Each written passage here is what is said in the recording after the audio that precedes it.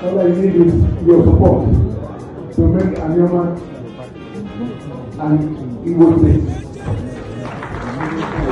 How will you address those people who may not want to be part of the Anioma state when created? Because we've seen it here on social media and some other places. Even people that are answering Oka for Anokechuku will come out openly and said they are not part of a particular ethnic group. Meanwhile, a Chinese in America is a Chinese, whether in Canada or in Japan or anywhere you see a Chinese, they will always say that they are from so and so place. So, how do you intend to handle this? Well, I can tell you immediately that majority of Anioma people are supporting the creation of Anioma states. And so when you have majority, it's a democratic process. You go along and others will, join as we go. Look, nobody I can tell you this, nobody has ever been able to tell me a particular reason why they don't want to be part of Anioma other than, oh, Ndibu across the East are domineering. But I said, look, we are the same. We are the same. Asaba has been taken over by Ndibo from Southeast. And they are not a liability, they are an asset. They have built up Asaba more than we can do on our own. You go to New York today, you go to London. How many original people are there? You have people in London, many people from Africa, from Asia, from China, from Caribbeans, from South America. They make up London. They built up London for what it is. Without them, London cannot be what it is. So we need everybody to come in, whether you are from Southeast or from South or from wherever you are from. People must understand that we can't make so much progress if we isolate ourselves from others. We are Igbos. It doesn't matter what names we have, but culturally, linguistically, whatever you want to use to determine it, we are Igbos. We are part of Ohanese. We have been part of Ohanese, and we are getting support from the senators from Southeast. There are 15 senators from Southeast in the current Senate. Out of the 15, 9 of them are fully with us. And we're talking to the others. The others are the ones who are sponsoring one or two other states. But they are beginning to see reason why we shouldn't waste our time carving out any state from the current 5 states. So I have no problems talking to those who are still not sure where they belong. But you can't get everybody. When Delta was created, who was consulted? Nobody was consulted, and we're all here. So when Enugu State was created, who was consulted? The military just threw a fiat. They created the Enugu State. So this will be created, and the minority who have some misgivings will get used to the idea of being liberated at last, because it's a huge process that we're going to see ourselves in when we suddenly become a state like other states in Nigeria.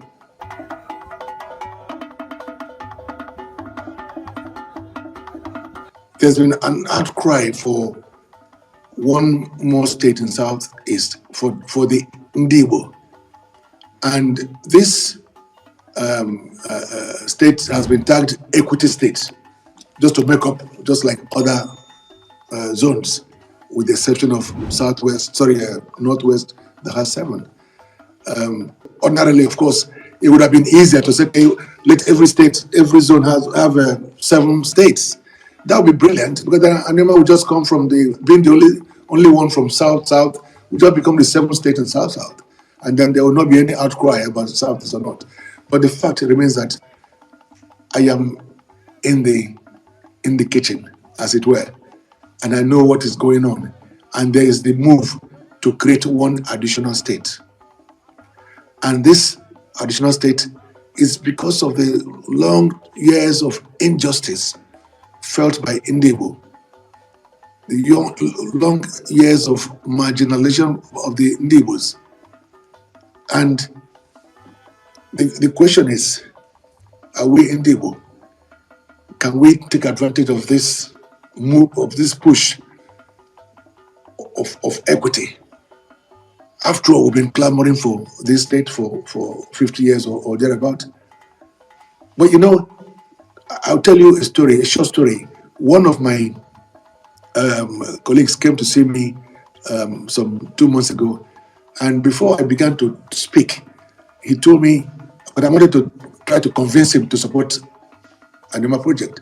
He said to me, no, Senator, I am not here for you to convince me. I'm here to tell you that there is every reason for every senator from Southeast to support you. And he told me a story. The story is that when he was much younger, one day he got home, he was hungry, and he called his cook to give him a food. The cook brought food, but there was only one piece of meat in that soup. And he was angry, and he said to the cook, "Why are you giving me soup with only one meat?" The cook didn't say a word.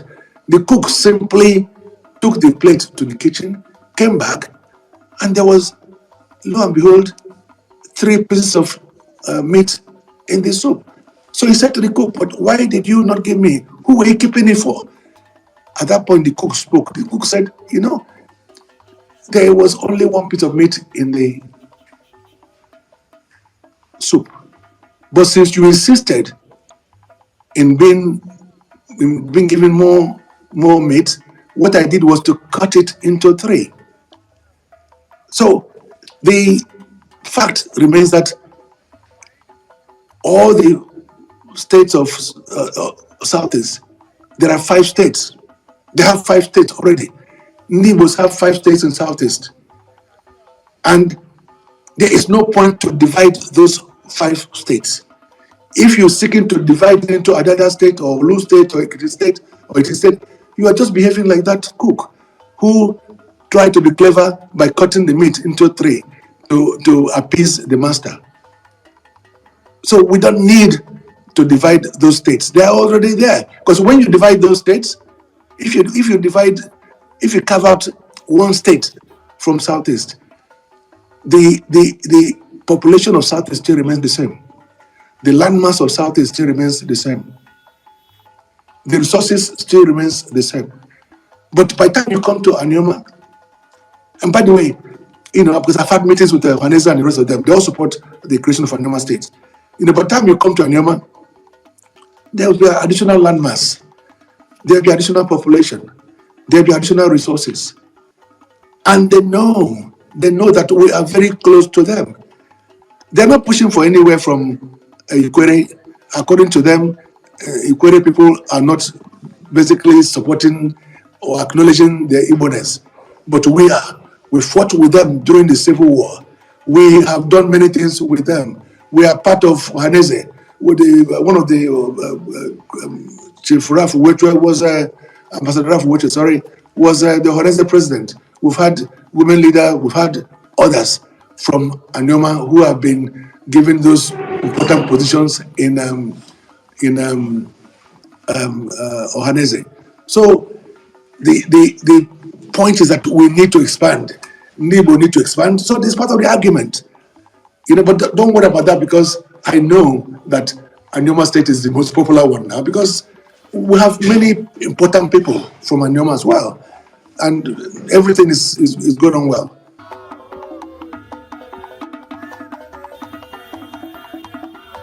I just want to ask that because something I didn't get clearly when you were saying statement you made in your on the previous space. That's there's Anioma people. Are there the Delta Igbo speaking people, please? I just want to get that for clarity's sake. Yes. Yeah, we are currently occupying 9 local government areas. We are the Igbo speaking part of Delta North, as it is called under Nigerian Constitution. And there are 9 local government areas made up of the Ikai Igbos from Ndokwa, from Anyocho Shimili. So yes, Anioma is made up of 3 federal constituencies. These 3 federal constituencies are 1, Anyocho Shimili, 2, the Ndokwa Nation, and 3, the Ikai Nation. That is it. That is it, really. And it's a big place. It's not a small place. It is actually bigger than Bayelsa and bigger than some other states in population, in land mass, and in resources.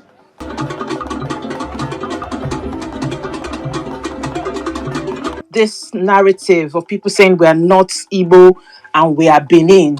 And therefore, and these same people who say we are Benin say that we can't have our state. I think they're trying to create some sort of Midwest state or something. I don't know what it is. But what would you say to us that are trying to push for Anioma state and we're getting this, hate and all of that coming from people who say they're from Benin? I know not all of them, but some people. Thank you. Well, look,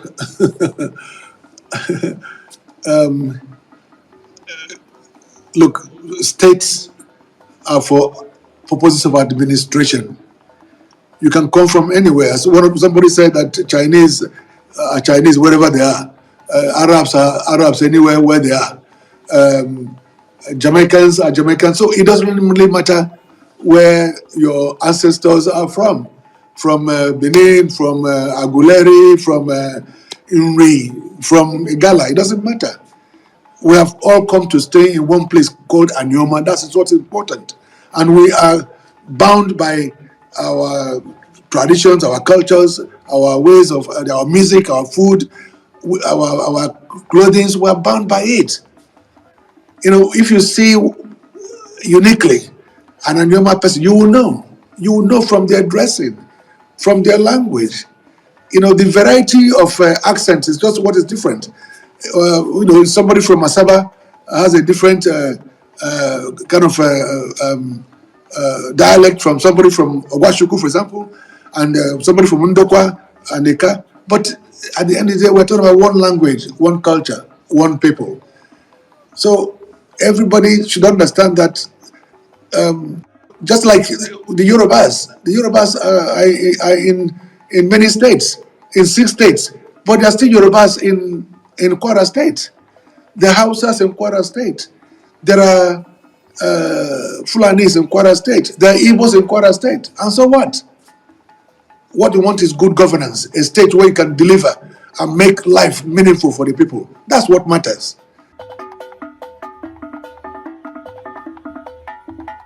Of what benefit is Anioma State? So we from Delta North, of what benefit is this state to us? Well, that is the easiest question that anybody can ask. It's about a collective interest. I mean, this question we would have asked our forefathers who began the fight, 50 years ago. Let me tell you, at some point in Nigeria, we had the northern Nigeria and western Nigeria. Then they began to clamor for Anioma. But instead of giving us Anioma, what they did was to create Midwestern Nigeria that included Benin. And at that same time, they did a Midwestern Nigeria. They created more states in the north, more states in the south, and southeast, more states in southwest. Eventually, as you know, Delta and Edo were created from the current Anioma, from Bendel State. And at that point, up until now, we from the Midwestern time, we still have only 2 states from a region. But just imagine the Southeast region. They have 5 states. Eastern region, they had 9 states. That included the current Bayelsa, Rivers, Akwa Ibom, Cross River State, and of course the 5 southeastern states.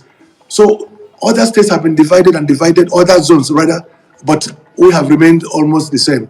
Now, for me, one of the most important benefits is the fact that we will have a common identity, common language, common culture, common everything.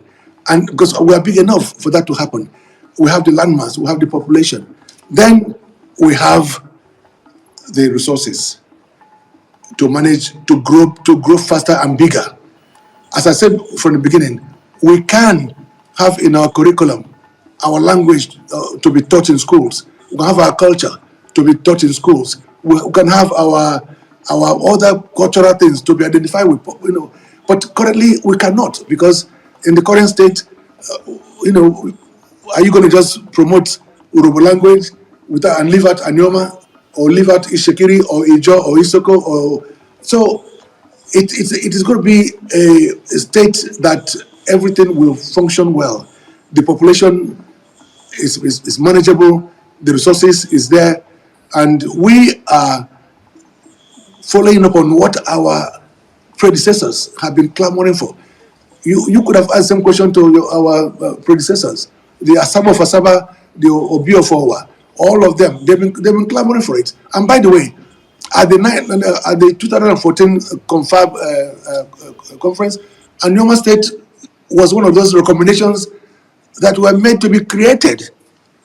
So it's not new. It's not Ned's project. I am just a finisher.